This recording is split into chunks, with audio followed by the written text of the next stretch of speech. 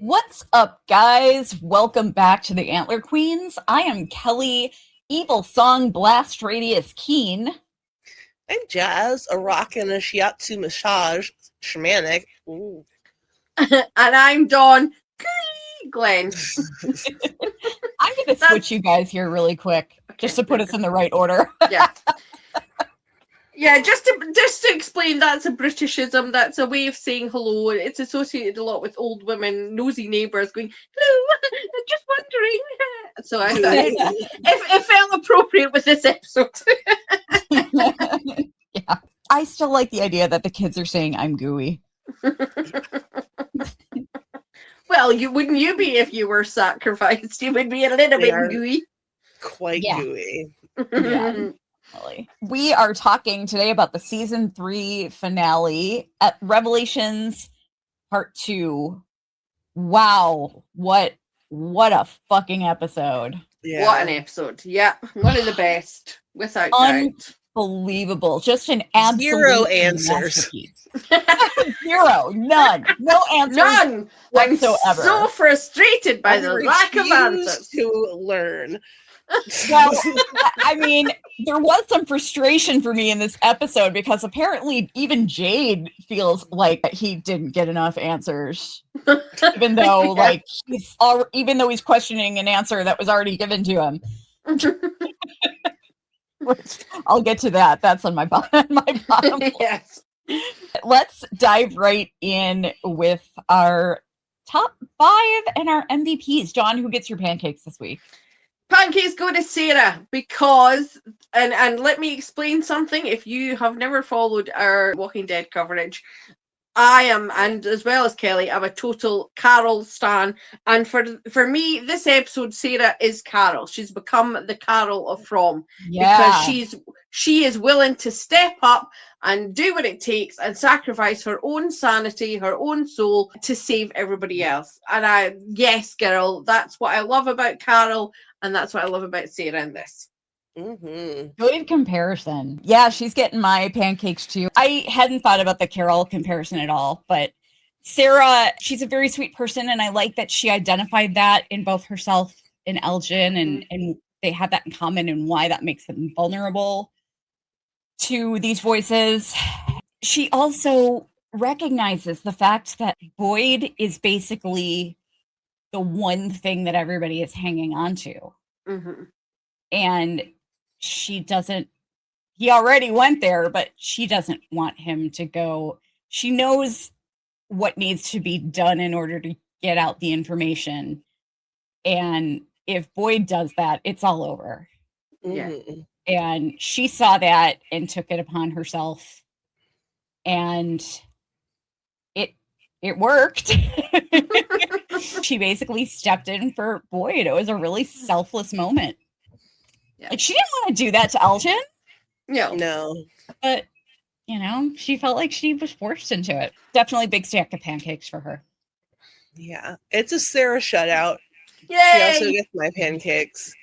I just want to preface this by saying, and I've had pushback in our comment section for me saying this before, but torture does not work. You cannot get reliable information from torture. This is a statistically proven fact. You can look it up on the FBI database.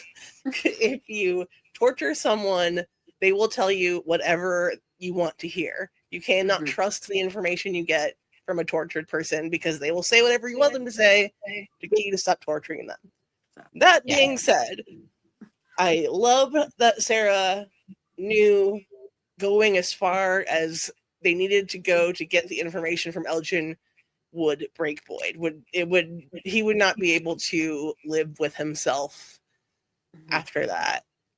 And it's funny that she is called earlier in the season the scariest person in town. I know. Because it's a joke, but really, Sarah's a secret gunk. That was crazy.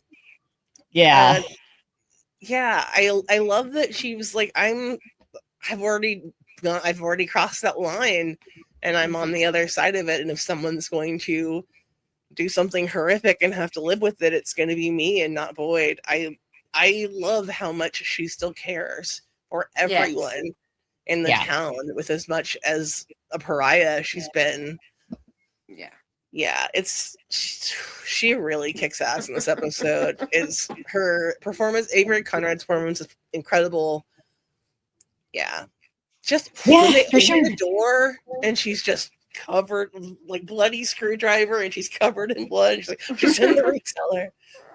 Whoa. And on top of all that, I mean, the whole town is like, it has a bounty on her head pretty much. Mm-hmm. They think, and even with that, even with them thinking that she killed Tilly, yeah, she's willing to step up and do this. Like, Yeah. they're all blaming her for Tilly's death. Yeah. All right, let's go to our favorite parts of this episode. Dawn, what's your number 5? Something I never talk about, but in this episode it stood out to so much to me is the music. That melody they've created is perfect. The minor moments when it goes into a minor, and it's haunting, and then the crescendo of it as it builds towards the end of the episode, staggeringly good, perfect tone with what's happening. And I was thinking about it because obviously it relates to the numbers. I'm like, how long ago did they create the music? Because they had to know what the music was before they wrote the numbers that went in the bottles.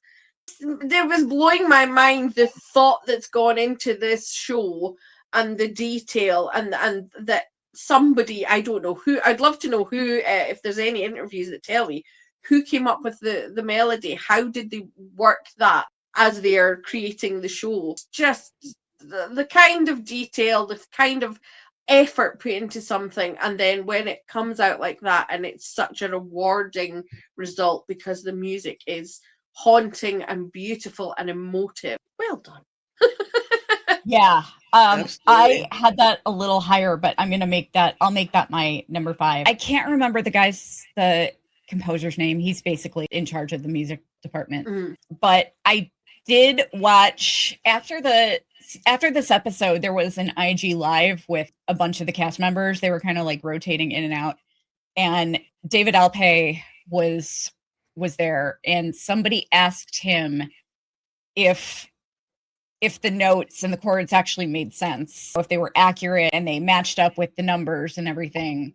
And he said, yeah, they definitely worked to make all of that consistent. All of the numbers and notes that they were throwing out in the bar, like that was all accurate. Amazing. That music was so beautiful. Oh my God. What an absolutely gorgeous piece of music. And yes, I loved David Alpay's violin playing on it. And then when Boyd is going into the tunnel, and then it kind of fades into like an orchestra, it's just, oh my God, it is so beautiful. Just the music. Nope. That was so weird. You guys both froze at the same time for me. You froze.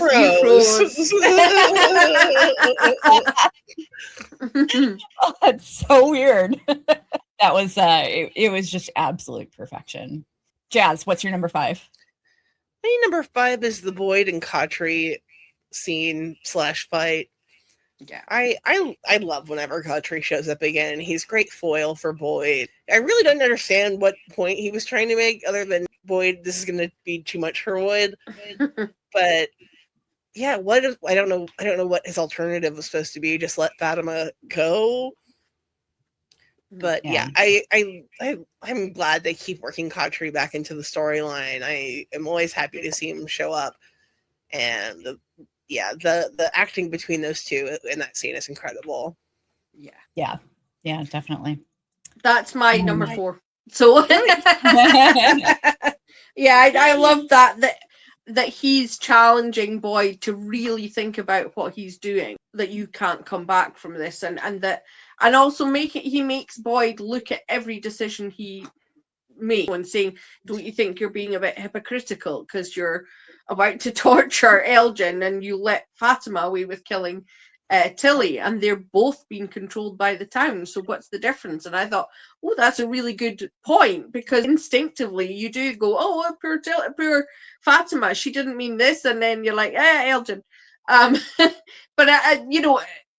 it makes Boyd work through it, because he has to think, well, look, the difference is we can do something here with, we can save Fatima. Tilly was already dead. There's nothing anybody can do about that.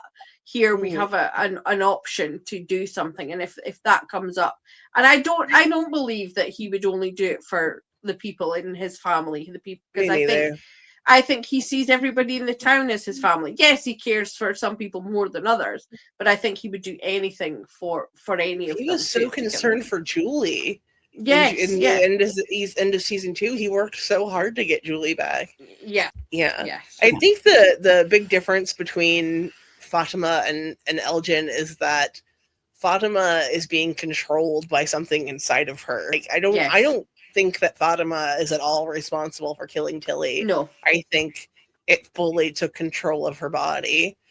But Elgin is making choices. He's being influenced. Yes. But he's making the choice to listen.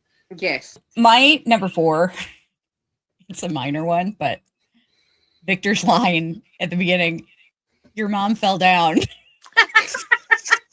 I love that. I laughed so hard. I'm like, okay, that's one way to put it, I guess. She did. She fell down a deep, deep rabbit hole is what she fell down. She fell down a couple lives. Yeah.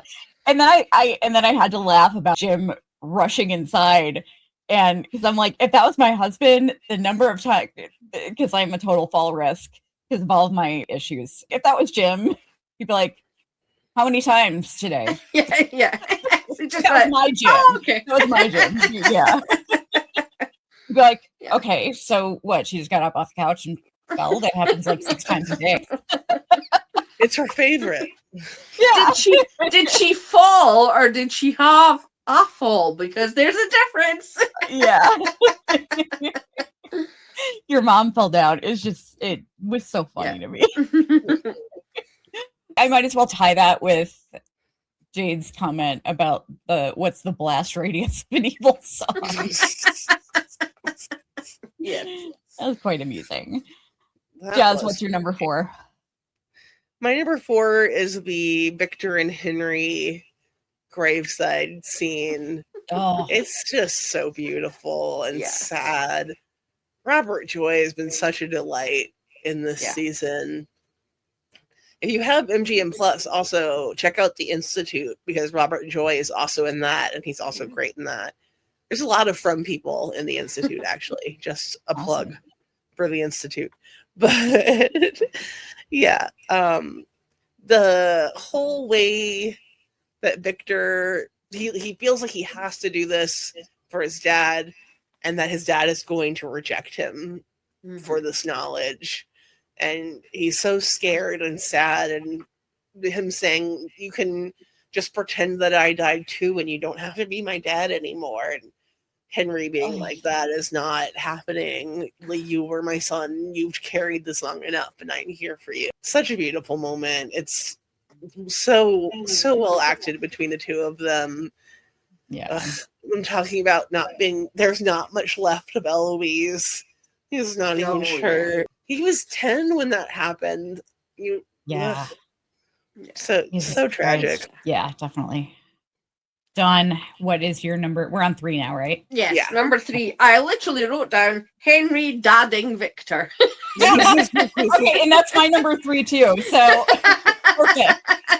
Yeah, it's so beautiful, and I love that he got angry. That Henry got angry. Like, how dare you say I'm not your dad? I am your dad, and I'm going to be your dad forever, and I'm here to look after you. Oh, that is just the kind of thing that goes straight to my heart. As you say, that Victor was so scared that it would drive him away, that his dad would hate him, and say you can pretend Oh, the whole thing. It's so beautiful, so well written, and perfectly acted. Their dynamic is so good. What a bonus it has been to have Henry join and have these scenes together. It just adds so much to Victor. And I'm so glad there's somebody looking out for Victor. Yeah. You know, Robert Joy and Scott McCord will probably never see this, but if you ever do, do you guys are you guys aware of the magic that you guys are making together? Because seriously, I mean, it's just I could watch a whole show with just the two of them. Oh yes, totally. Yeah. I mean, they are so good together, and oh my god, Henry is such a great character. I just love him so much. And I love Robert Joy's portrayal of him, and it really is like a little boy and his dad. They're really perfectly cast. They are. I think my favorite Victor Henry moment is still when they were in the truck, and then it dawned on Henry that Victor had been alone all of those years, and it just devastated him. And oh God, I just love every scene with them. It's so fantastic. And it's funny because I think most people are constantly aware of the fact that it's so great that Victor has his dad back because we're invested in Victor, that we don't think as much about the fact that Henry has his son back. Yeah. And that's true. Yeah. God, it's just I don't even want to stop talking about them. Let's just continue on for the next 3 hours talking about Victor and Henry. Okay. All right, Jazz, what's your number 3? My number 3 is Sarah being a problem solver. Yeah. She's already our MVP, all of our MVPs. So I don't really need to go on at length here, but yeah, I really love Sarah at this point. She's a great character. Her arc has been amazing. And yeah, her willingness to step up and do the dirty work, if you will, really, really sold. Like I'm a Sarah stan now. Yeah.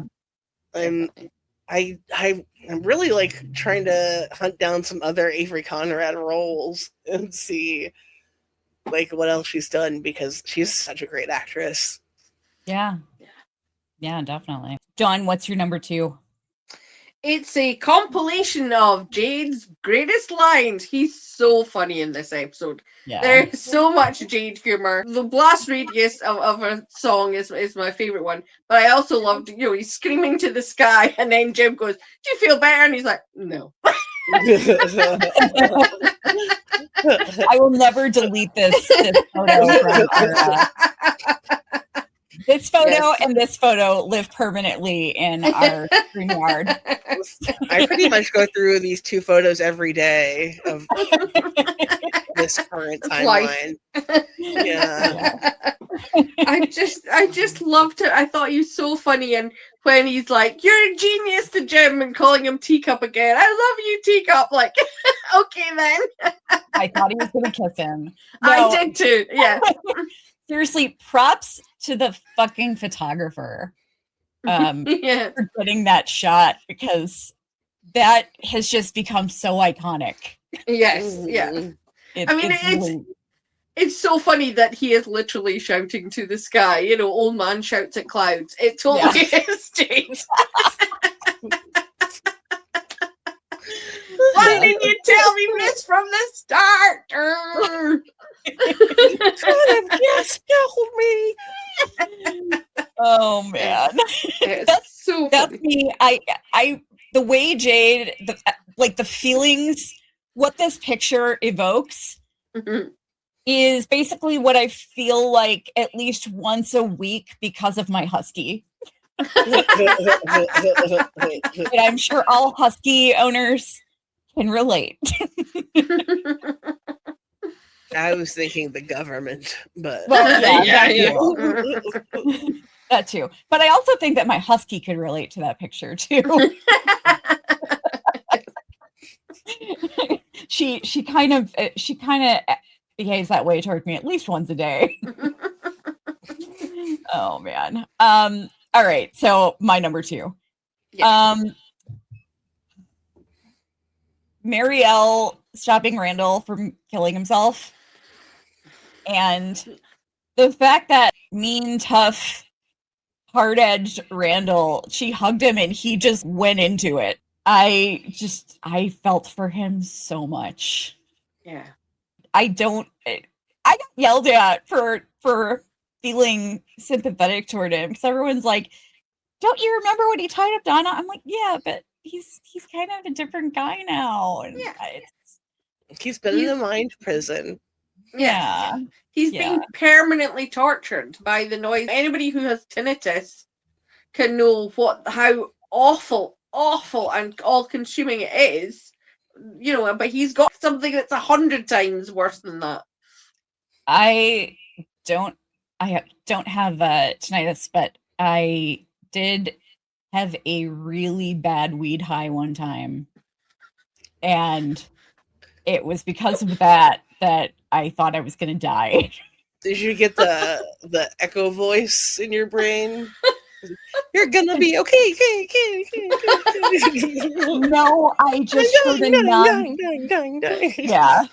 No, I just heard a really fucking loud ass piercing just siren in my ears, and Oof. it just would not stop. I pulled an Elgin and I laid down in the bathtub, and this was before I watched From. I laid down in the bathtub. I took a bath and like figured I would try to, maybe if my ears were underwater, I would feel better. That didn't work. Nothing worked other than me. Oh, and then I tried to cuddle with my dog, Mr. Growly, because I figured, okay, well, that'll definitely calm me down if I cuddle with Mr. Growly. The sweetest fucking, most affectionate, snuggly dog I've ever known in my life. Well, I was suddenly convinced that he was going to rip my throat out. That didn't work either. So now I'm going on a crazy tangent, and I don't even remember what I was talking about now. You're number 2. Yeah. But Randall, yeah. So it was a really great moment, and it was really well acted. I thought AJ Simmons was great. Yeah. He was fantastic, and I'm liking Randall now, and I can't believe, after how much I hated him and thought he was irredeemable in season 2, I can't believe how much I like him. Jazz, what's your number 2? Randall in season 2. My number 2 is a tie between that moment, particularly the end of that scene where Marielle lets him move into the clinic. Yeah. That was nice. I feel I don't completely love Randall now, but I do think he's working towards redeeming himself. Yeah. He didn't start the season off great with the attempted goat murder, but he saved Julie and Ethan and Sarah from the monsters invasion, got them on the bus. He's helping Julie work through what they're dealing with. And I like that. I feel like at least he has earned a space off the bus at this point, while not necessarily thinking he is completely rehabilitated as a character. Yeah. But yeah, I also love Mary. It really helped me appreciate Marielle a lot too, because she saw it coming and wrestled him. She saved his life. Yeah. And then the full ending sequence, just from the tying the Jade and Tabitha stuff, which I'll talk about later, in with the birthing sequence and Boyd going down into the tunnels and the reveal of Smiley. For the last 5 to 10 minutes of that episode is some of the best stuff they've done, period, on a very great show. Yeah. This show has great finales. Yeah. They really do. I don't think this tops the season 2 finale, but I do think it's one of the best episodes they've ever done. Yeah. definitely. Dawn, what's your number one? It's the reveal of Tabitha and Jaditha and Miranda and Mirandatha. Miranda. I keep calling her Miranda in my notes. I keep going, no, it's Tabitha. Stop calling her Miranda. I thought it was so well done. I loved the way the kid just comes up, the Ankui child comes up and just says Ankui, and then it all comes flooding back to her. And the way she tells it to Jen. I think it was a clever way to do the exposition. They could have given more flashbacks, or they could have done it a lot of ways, but it gave us two things in that it gave us the reveal of what she'd realized, but it also gave us realizing the implication of what it means for her and Jim and her marriage, that she remembers not only was she connected to Jade for eternity, but they had a child together. What that would do to your mind and your current marriage. As it turns out, it wasn't a worry for long. But but yes, but I thought it's such it shows the way the writers think about how to not just have exposition here, story progression here, that they put it all so cleverly into that one scene. And of course, Catalina is incredible in her depiction of how, like, she's in awe, she's terrified, she's totally discombobulated, she doesn't know what to think, but she's also got all these memories of horrific sadness come to her, that they lost a child and they have gone through generations and generations and generations of trying to save them, and how heartbreaking that is. Just so much to it. It's incredible.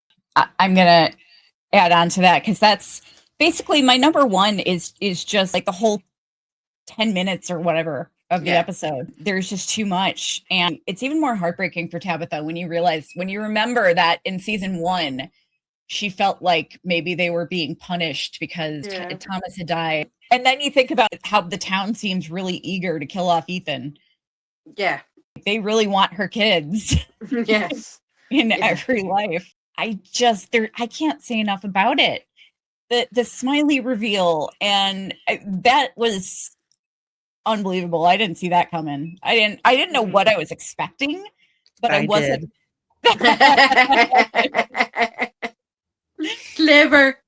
Yeah, I don't know what. I don't even remember. I'm sure I was probably expecting something, but I don't know what. I don't know if I was thinking that some kind of like clawed demon monster was gonna pop out of her. And I did not expect it to be Smiley.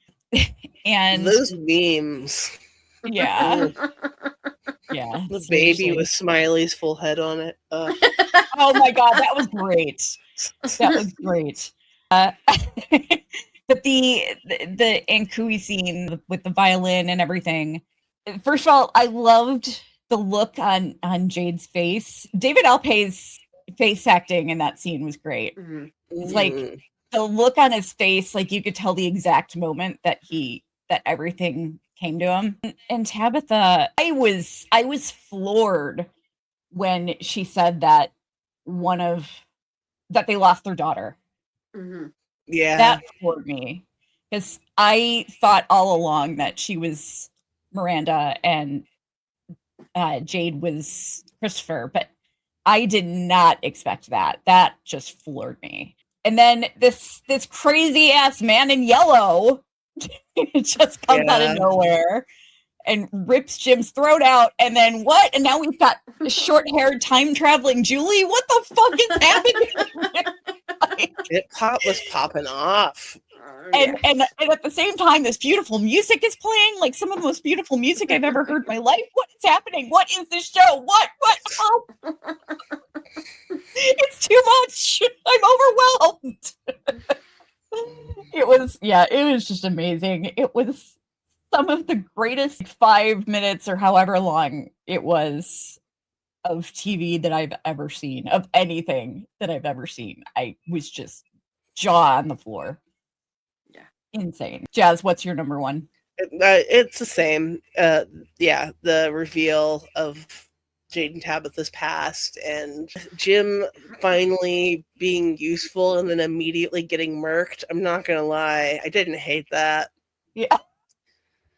I'm glad they managed to rehab his character just a little bit in the last 2 episodes before he got murked. I did not see that coming. I was not expecting Jim to go down like that. Me either. You guys both already said it. It's beautiful. It's incredibly acted. I watched it with my friend, and he was like, "Oh, finally, these kids are gonna say something else besides Ankui." And the little girl walks up and kneels down and goes, "Ankui," and he's like, "Ah." Just give it a second. God, Okay, so it'll go. You'll get more, but that's yeah, so funny. it's Can I just say, great. what's that? Go ahead. Oh, I was just gonna say, I just want to say how much I absolutely love the way that Catalina says Miranda. The way she says her name. I love. What's that?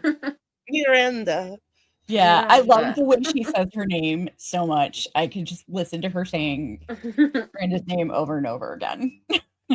Are we ready to jump to the Fromally debate team? Yes. So now is the time when we pick a conflict from the show. Well, we already picked it, but roles are assigned randomly before we start recording. And for this episode, we are doing Jaditha versus, which is the correct portmanteau of that ship. It's not Jabitha or Jabitha, it is Jaditha. It's going to be Jaditha versus Jim. Dawn got Jaditha. I am the judge, and Jazz got Jim. Yeah, I got the judge twice in a row. That's crazy. That is wild. All right. Oh wait, my clock just disappeared. Okay, which one do we think? Who do we think should go first? What do we think is the easiest? Jaditha, yeah. Okay. Yeah. All right. Dawn, let me know when you're ready. Which I now officially ship. Okay, I'm ready. Start. Okay, so the music does just appear in Jade's head. That is a good sign. Yes, of course, things are appearing in Elgin's head and Sarah's head that's not good, but they know it's not good to a degree. Obviously, Elgin still convinces, but there is, it's doing bad things. There is nothing bad about music. Music is, as Jim already says, it's a universal language. It is a thing of beauty. The fact that Jade remembers it, that he and Tabitha share this thing that with the children. It's been clear all through that the children are not there to hurt them. They are there. They want their help, and that's Victor has corroborated that it's the children need to be saved, and because this is coming from the children, that means it's a good thing. It's part of the positive stuff that it comes from, not the bad stuff. I understand your reticence, but we're right. All right. Jazz, let me know when you're ready. I'm ready. All right. Start. So far, everything that we have discovered has not been great. It seems like the town is really just fucking with us, and I don't trust that music planted in Jade's head from nowhere is a positive thing. I want to continue to search for answers and an exit, but I don't think this is the safest way to go about it, and I don't know a safer way to test it. And I think we should take more time before we go and try to see where these roads lead. And leave my family alone. That's all I've got to say. All right. Okay. Excellent. All right. I think I'm gonna give that one to Dawn. Yay! Not just because it's the stance I agree with, but it's I mean, there really is, I don't know. Jim made a point, though. Yeah, You know? he was right when he brought up the jukebox and the music box. I was like, oh, good point, Jim. Connect and always have things, receipts to back up your point, and he did it at the end. So I was like, oh, well done. Yeah, he really did. You know, whether or not it leads to anything, we'll find out in season 4. Mm-hmm. All right, so let's go to our bummers. I'm referring to it now as our bummers since we it's so rare that we can ever find anything wrong with the show. So we moments that hurt our feelings. Yeah. That hurt our emotions or our growth. Yes. Or make us angry. Dawn, who are you putting in the box this week? I really struggled with this one because there's a lot of bravery and fantasticness, but I had to go with the Costa. Just calm down. Just. What is it? I'm running up the stairs. Nobody stop me. Like, oh, you are not the boss of me or anyone else. Please stop it. It's her moral high ground that she thinks she's just so much better than everybody there, and that, you know, nobody else knows how to do anything except her. Oh, tired of her. Fantastic actress. Thank you very much. Doing a great job, because it's a hard job to do, and she gets it perfectly. I didn't realize this time that Kenny calls her Danny. I was like, oh, is that the first time somebody's called her Danny to her face? That's on my list of things to talk about. Oh, good. Okay, I'll save that then. All right, I am putting fucking Elgin's girlfriend, Ghoul Lady, in the box. Get in there. I'm sure nothing will happen to you because you're kind of like one of the monsters. Who are you even? Are you That's exactly what I was going to say. Do we have any clue who she is? What's her connection to anything? Demon Gula. Yeah, she's a Gula. Yeah. That's about it. She doesn't look like anybody else. I don't understand. You know, nobody else is like dried up and leathery. Desiccated. Yeah. Geisha. Someone explained that the kimono she was wearing was a birthing kimono. Yeah, it is. Oh, okay. So yeah. I'm wondering if she looks the way she does because she's only brought back every once in however many decades to help a demon baby be born. Or has this even ever happened? Has anybody killed a monster before? I'm sure it's happened before. Yeah.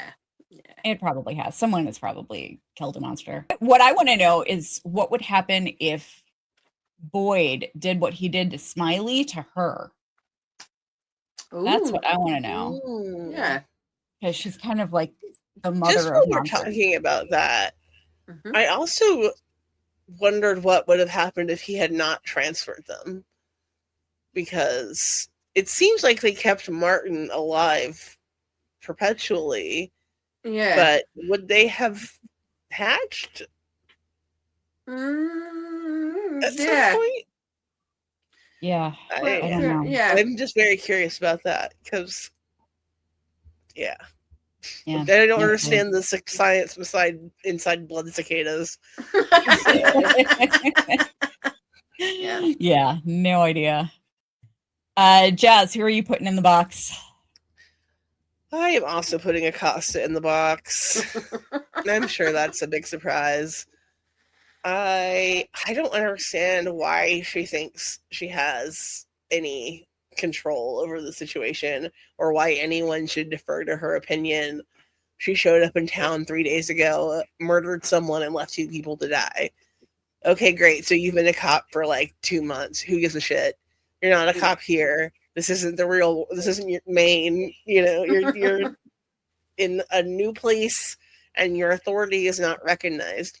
And it's strange to me that she doesn't take Boyd's military experience into account at all. She's just like, you're a fake sheriff and you don't know anything. I'm a good cop.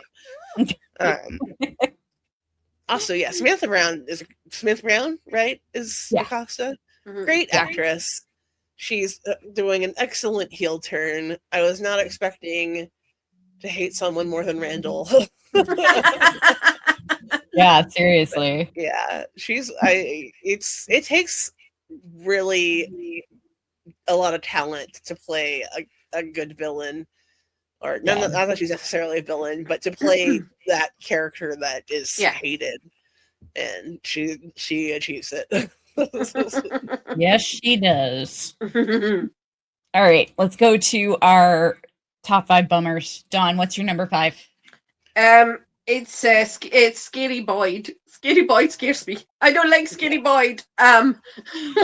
When he was putting all the tools out and he's maniacally tying Elgin up. It's like Roadrunner and Wile E. Coyote. He's gone a bit Wile E. Coyote. His bag has a big Acme sign on it. He takes out an anvil. I just don't like seeing Boyd like that. I know he had to do it, and he was filled with rage about Fatima, and but I don't want him to be that kind of person. I don't think he was obviously not enjoying it. He was psyching himself up to do it, and hence the scene with and trying to like scare Elgin into talking. Yes, exactly. Yeah, I just it made me so uncomfortable to see Boyd in that situation, because it's so unnatural to him, I guess, as well. Yeah. Him testing those tools on the table, pulling them out, that was nasty work. Yes. It was wild. Yes, it was. What a scene. Yeah. Yikes. Whew, man. My number 5 is, we heard Kenny say Danny 3 or 4 times. And I don't think it's a huge spoiler to say in season 4, we are still referring to her. Everyone is still referring to her as Acosta. Acosta, yeah. Why? Why have we not heard anybody else say her first name? And Kenny else likes her. Kenny said it like 3 or 4 times in this episode. It's like, I guess maybe he was trying to connect to the person inside instead of the policewoman or something. They spent a little time together. I was really worried they were going to pair them off. And that's what I was going to say. Mm-hmm. I was like, I hope him using her first name does not mean they're going to be a couple. Mm-hmm. Don't want that. Few things I don't know. I mean, we could get a reveal along with a flashback of their first date. I don't know. Would it be a Kenny, a Costi? Costa? Oh, wait a minute. That doesn't work. I don't know. La Costa? La Costa or Coslio. I don't know. Where were we? I'm sorry. It's my number 5. Yes. Which is Randall's plan to stop the cicadas. I'm sure he did not intend to survive that, but that's the best thing you could come up with at the moment.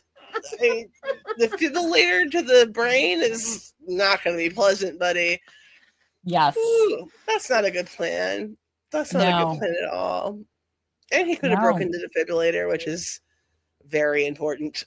Yes. Oh, Jesus fucking Christ. Right? Like, he would die with a guilty conscience. I just like the idea that he's like, I'm going to fry the bugs out of my brain. That'll fix it. I don't think he intended to survive that, but I feel like you could have come up with 30 or 40 different better ways to take care of that problem, if that's the angle you're going for. Yeah. Dawn, what's your number 4? The same scene, because I did not remember a lot of what happened in this episode. When he asked, where's the equipment? And I was like, is he going to get one of those things to look in his ear and see if there's actually a cicada in his ear? The reality was very different. He wasn't looking for a thing to look in his ear. Yeah, it was real. I mean, I can see his logic that he was thinking it would sort of reset his brain. An electric storm in his brain would reset it. But no, it's not going to go well. And his sheer panicked rush of doing it. Like, I can't take this anymore. I just need to do something, anything. And yeah, it was horrific. And I just want to say, if you are, I don't know if this is the case in the US, so please tell me, do you have those machines in public places? Is that a thing that is in the US? Yeah. No, not really. Yeah, we have the AED. I don't know what is they exactly. Charge you hundreds of thousands of dollars to get an ambulance to do it.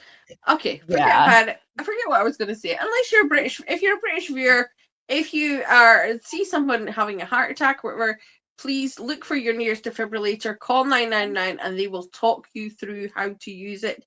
And you can save somebody's life. Yeah, 999 is the UK emergency number, which my husband is a 999 operator. That's why I know all about this. And he gets driven insane when people call 911 because he's like, no, that's America. but the system is that if anybody calls 911, it goes through to 999. In the UK, is the song "Somebody Dial 999"? Shorty's burning on the dance floor. They did not translate it. Yeah, I knew it was 999 because of Motorhead's the Motorhead song. Yes. The AED is my public service announcement. Yeah.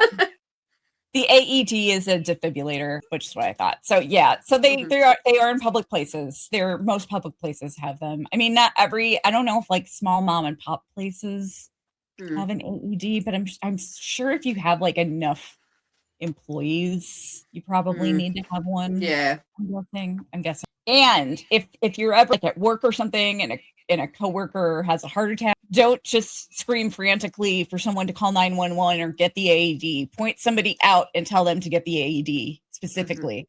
Give instructions, because otherwise it turns into the bystander effect.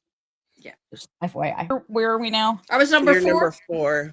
Okay. Yeah, my number 4 is, I think, I don't understand why Tabitha and Jade and Jim were not getting it wasn't sinking in, like why, especially Tabitha, because it happened to her.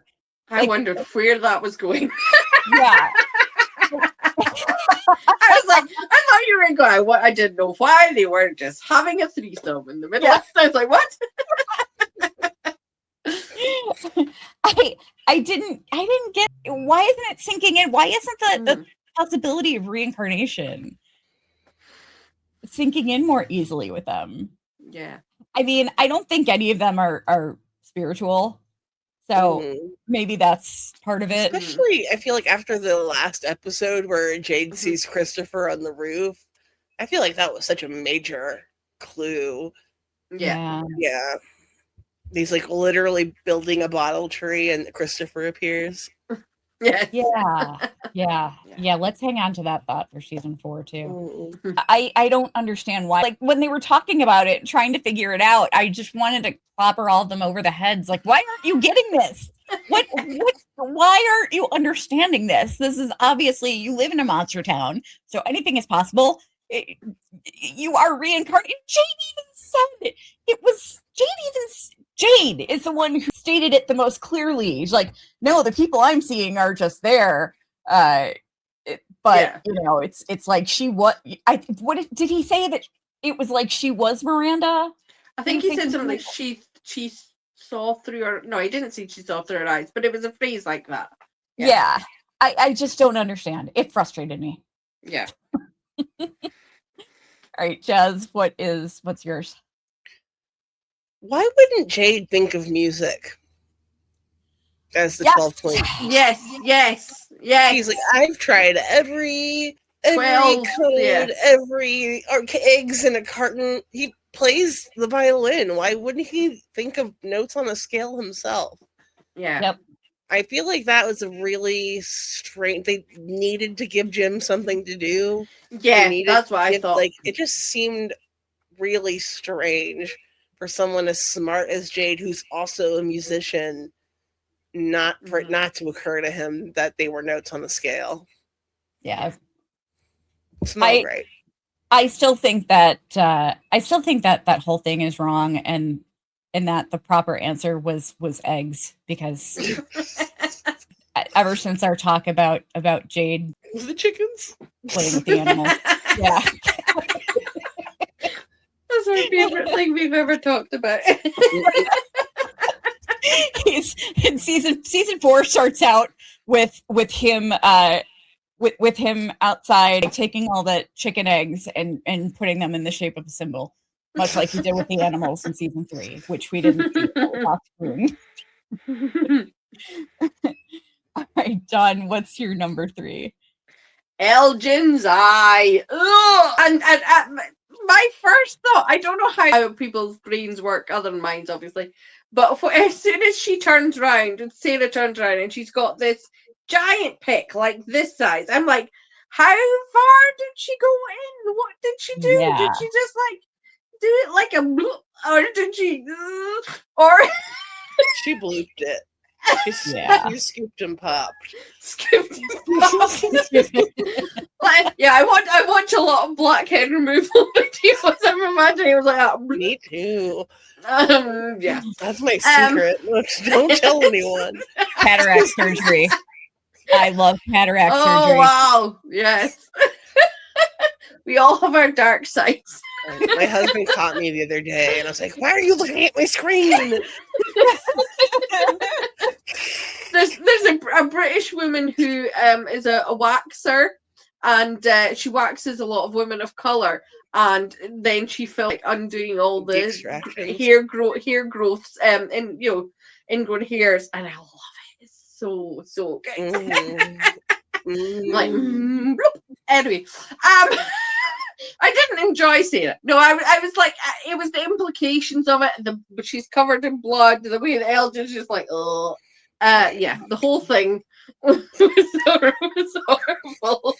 Yes, sir. And I can see that because I've got a one funny eye, so I'm like Elgin. Oh, yeah. I used to until I had surgery.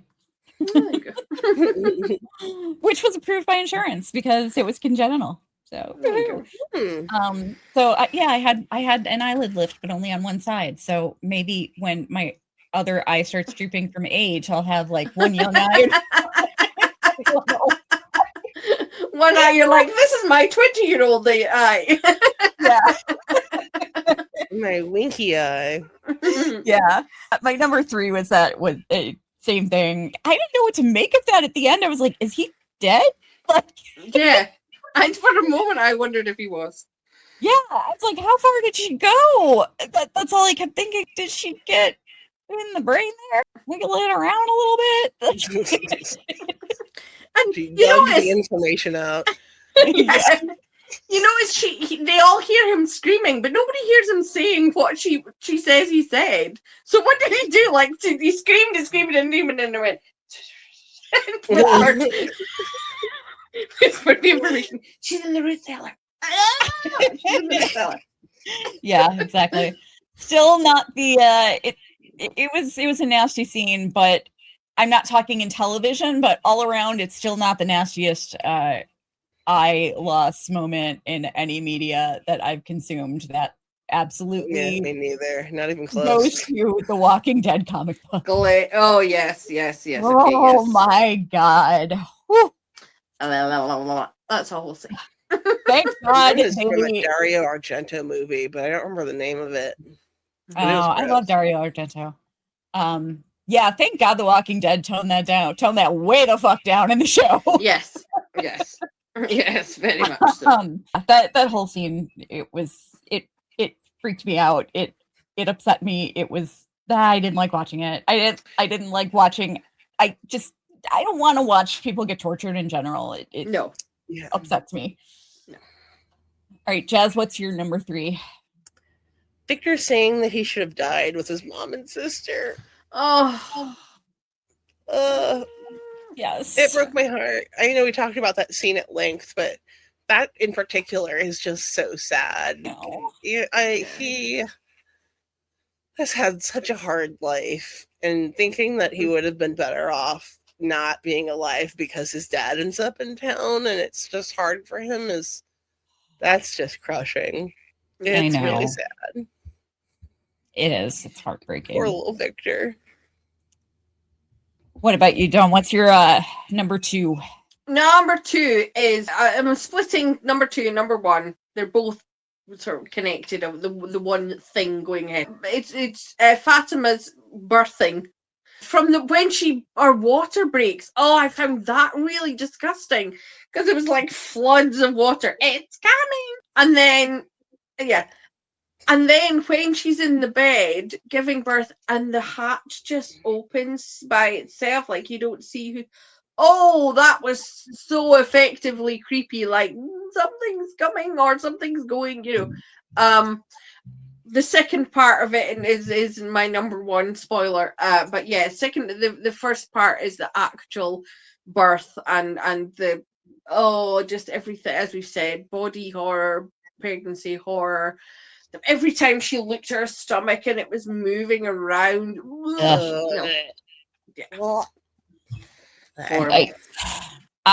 There's one major thing that I forgot to include on my bottoms list that should probably be near the top that I didn't. So I'm going to do 2 number 2s. Julie fucking wig. Yeah. Oh my God, that thing was so bad. So bad. Darkening in the era of bad wigs to come. Wouldn't it be easier for the actress to cut her hair into a bob and wear a long wig than the opposite? I mean, Stranger Things in season 4, Millie Bobby Brown had scenes where she had a shaved head and she had long hair underneath that. Ooh. That was amazing. They managed to make it look like her shaved head. And they can't even make it look like a normal shaped egg. It looks like she's almost not even wearing a wig cap under there. Like they just piled all her hair. Yes. And it doesn't look like they thinned it out at all. Like they ordered a $20 wig and pulled it out of the bag and put it on her head without like thinning it or anything. What the? So bizarre. So bizarre. I'm gonna have to take another look at it. Did it at least have a fake scalp, or was it just? I don't remember. I think it's a lace front. Is it? Okay.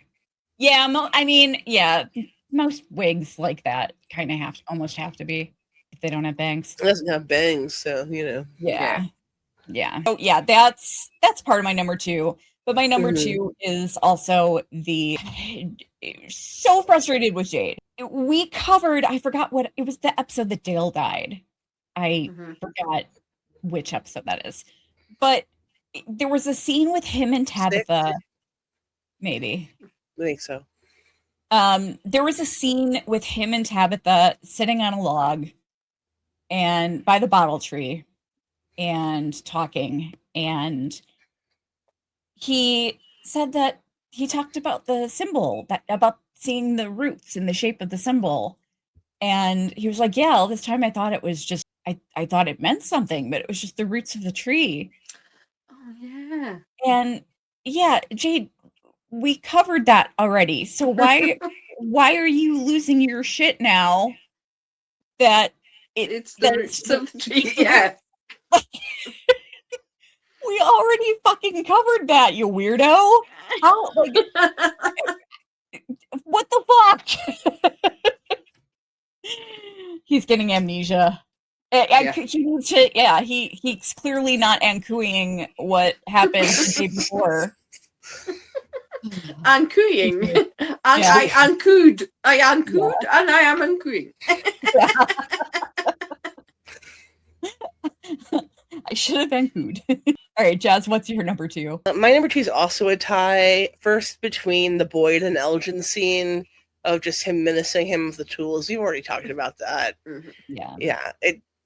Great scene, great actors, terrifying circumstances. The other is, why was nobody guarding the door of Colony House? Yeah. He said, kick everyone out, lock the doors. Yeah. Nobody locked the Stop. door, and Yeah. they're not even washing the door. And Acosta just rolls in. Yep. Yeah. And how is there no one stopping people from coming in? Yeah. And So how it's just- ineffective that 5 people weren't able to stop her running up the stairs. Like, Right? come on, somebody grab her. Yeah. Yeah. That made Very no sense to me. It No. was a glaring oversight on a bunch of very intelligent people's parts. So Yeah. Yeah, definitely. Dawn, what's your number 1? Smiley Smiler Smilerson. Oh, that's horrific. The way that it grows, and then and I think it's gross and it's because there's all the goop. But I think what makes it so terrifying is the Boyd's realization that they just come back. All of this and they just come back. There is no end. It is just the circle without end, like a spiral in it. Oh no, I want to start singing again. I think it's such a clever way to end a season, and often it's what's going to happen? Gasp! We're on a cliffhanger, but this is it's all awful. Yeah. And it's like to put Boyd in that situation where you think every small win he has, no, there's a loss, and this is a huge loss. That the one thing he thinks he's achieved is killing Smiler, and he's back. Yeah. And he was inside his daughter-in-law. Yeah, exactly. Oh, Yeah. he's his grandpa. Yes. Yeah. Yeah. Smiley's grandpa. That's awesome. He's gonna take him out to a I don't remember where they live. He's gonna take him out to a ball game. Yeah. After a football game or baseball game or something. My number 1 was the Victor and Henry scene. It was one in my top 5 and my bottom 5. It was mostly, but the bummer side of that is just how much Victor blames himself for everything and how much he beats himself up, and him saying that he should have died was just so heartbreaking. It was, oh God, it killed was really me. sad. Yeah, it absolutely killed me. I really hope that something happens, make him feel like he has worth, Yeah. because he clearly doesn't feel like that. What about you, Jazz? What's your number 1? My number 1 is the demon birthing sequence, starting with Fatima attempting to give herself a broken glass C-section. Yeah. Ooh, to be driven to that point. I know. And yeah, like Dawn said, the water breaking, the entire sequence is just my own personal hell. I hated it. It's disgusting. I knew that maybe it was a demon. There has been a lot of pregnancy horror in the last 2 or 3 years that I've been in the media I've been consuming, and I hate it. I don't blame you. I wish not we blame could think you. of other things for women to overcome besides Yeah. demon pregnancies and rape. Yeah, it's probably best that you don't ever go back and finish Handmaid's Tale. Yeah, I was going to say. I will not. Yeah, that's rough. The hour-long miscarriage was enough for me. Yeah, no kidding. Do we have anything else we want to talk about before we get out of here? I want to say something. I noticed when Boyd's torturing Elgin and the photo comes out and Boyd explains that's the house he bought, his retirement house. The only thing missing is his boat. I hadn't really noticed that before. I'm starting to think Boyd's boat is somehow really, really important, because it's obviously the key ring, that's what he's got left of Abby. That's his reminder. How often it comes up. And specifically when he has that vision, when he's in the tunnel, the well, trying to climb out, and he has that vision, it's very clear that Ellis is like, hey, coming on the boat, Dad. I understand that it's symbolic of his freedom and his retirement and all this, but I'm starting to wonder if that boat is going to show up someplace on the Lake of Tears or something. I'm beginning to think Boyd's boat is going to make an appearance. It's funny that you brought that up because I actually wanted to talk about that too. Which one of you was it that suggested that you think that they'll get out of there and they'll be right back to where they were before they That was me. Yeah. Okay. When I rewatched this episode and that picture of Boyd's house came out, I immediately thought of that. And I think that there's a lot of stuff that feeds into that theory. So I'm liking that a lot. I've been feeling like they're never going to get out. If that's the case, if them getting out, when I rewatched this episode, basically, I actually had the opinion that that Fatima giving birth to Smiley, it could actually possibly put them on the road. So maybe it's part of the many things that need to happen. And by that picture coming out of the camera, that means Boyd was on his way. Boyd and Ellis and Abby were on their way to that house. And so that made me think, okay, so that's what going home means, but that's what that wasn't their new house, right? Wasn't that just like a vacation house? Or were they actually moving there? I don't know. He just said about house I bought for my retirement. So I don't know if they were going there, but I assumed it was like a vacation house. Yeah. I'm now liking that theory a whole lot more, that they might end up right back, that getting out of Fromville means that Boyd and Abby and Ellis are going to be in the car on their way to the house. There's one other thing that I wanted to bring up, and we've talked about this before, but Jim actually solved the puzzle in episode 2 or 3 of season 1. Yeah. Tabitha asked him, when he was writing on the wall, Tabitha asked him, did you find the answer yet? And he said, I did. The answer's 12. 12, yes. I thought that was such a clever, just a clever little Easter egg that they put in there for the future. Yeah. The way this show is so meticulously written, it really bothers me that people are like, the writers don't know what's going to happen. They don't know they know everything. They have every beat planned out. Yeah. Yeah. Except the whole 12 thing has made me obsess over the show even more now, because now I'm paying attention to every fucking word and detail and every tiny thing in the background. Because if something that I thought was just a throwaway line, yeah, exactly, it's actually that important. Yes. I'm like, oh my God, I'm rewatching the show with a whole new set of eyes.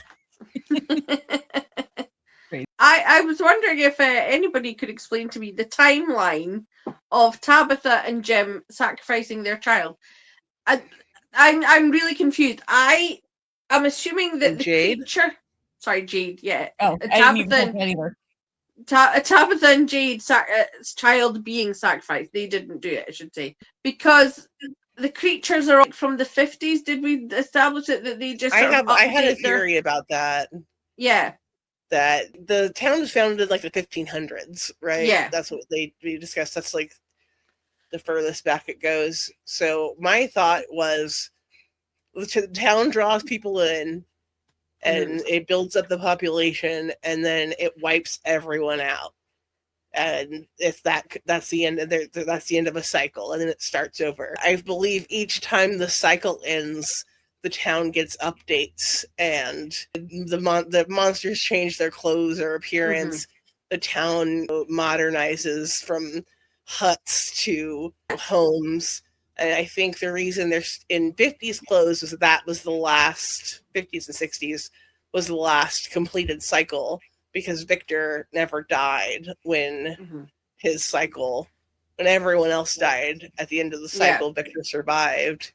So they're stuck in that fashion until the cycle completes. Got you. So when the children were sacrificed, that was like the 1500s is our assumption. Yeah. Okay. Yeah. I just was like, I'm a bit confused on the timeline, but yeah. Okay. Mm-hmm. I wonder if we're ever going to see the motel. Yeah, that's interesting. I really Or want to know. any of the, the buildings in the past, like in better condition, like going back. I'm most curious about the travel agency. Right? Mm-hmm. That's so bizarre. I would love a Fromville flashback to when it was actually a town and wasn't whatever it is, a pocket dimension or whatever the fuck it is. Did you guys have anything else? No, that's I think good that's now. it. All right. Well, season 4 is fucking brilliant so far. You guys are gonna love it. The pacing is a little bit slower in the first few episodes, but it's oh my god, You're so not good. going to be disappointed. No, you're not.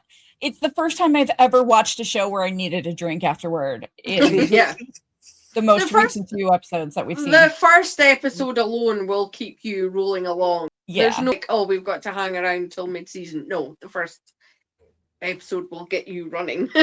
Yeah, absolutely. So that is, woohoo! We are done with season. We did it. We did it.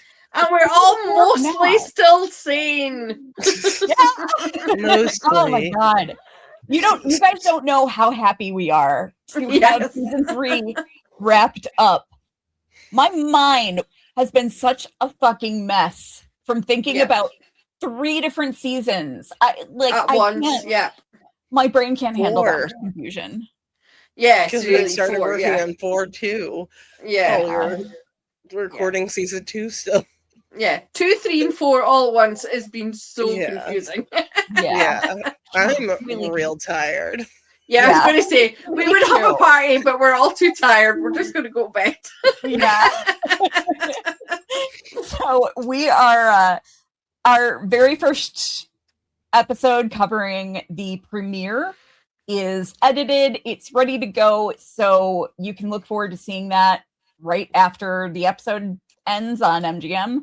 And then this is probably going to drop after that, though. This will probably drop after that. Well, yeah, it'll after the. That's a good point. I didn't think about that. Yeah, so we haven't even started posting our season 3 episodes yet. So, you've probably already seen the season 4 premiere. We posted 1 and 2. Oh yeah, we posted 1 and 2. That's right. We've done some work. Yeah.